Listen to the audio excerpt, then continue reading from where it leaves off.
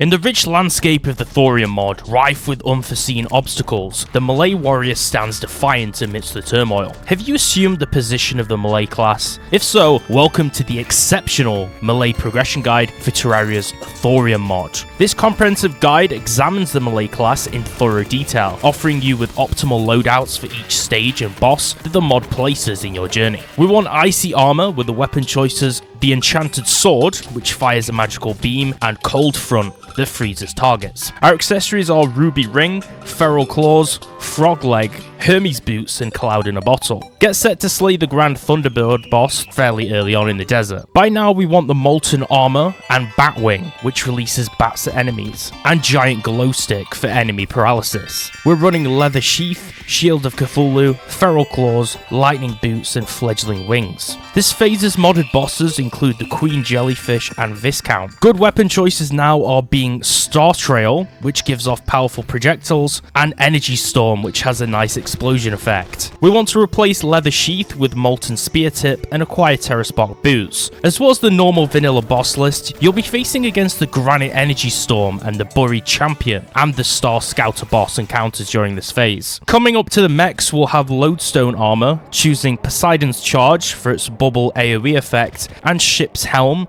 which fires large pirate ship wheels, which also make downed enemies drop more money. We'll now have a loadout comprised of Crystal Spear Tip, Shield of Cthulhu, Vile Flail Core, Terraspark boots, Fairy Wings, and the Warrior Emblem. Thorium has a few bosses in this segment, including the Borean Strider and Cosnix the Fallen Beholder. We now have Titan armor, with weapons in this phase being the Titan Sword and Golden Locks. We want Mechanical Glove, Shield of Cthulhu, Ankh Shield, Firestorm boots, Bat Wings, and Warrior Emblem. Alongside the standard formation, we'll have a deviation here to fight the Lich boss. We'll want either Dread gear here, running the Illuminate Spear and Demon Blood Sword. We want to change our shield for Holy Aegis now, then switch out our wings for Mothron wings, and then our Warrior Emblem for the Crystal Spear Tip. Coming up to Lunatic, we can run Terrarium armor. We want Terrarium Hyperdisc and the Terrarium Spear here. You should be running Fire Gauntlet, Shield of Cthulhu, Celestial Shell, Terrarium Particle Sprinters, Terrarium Wings, and Crystal Spear Tip.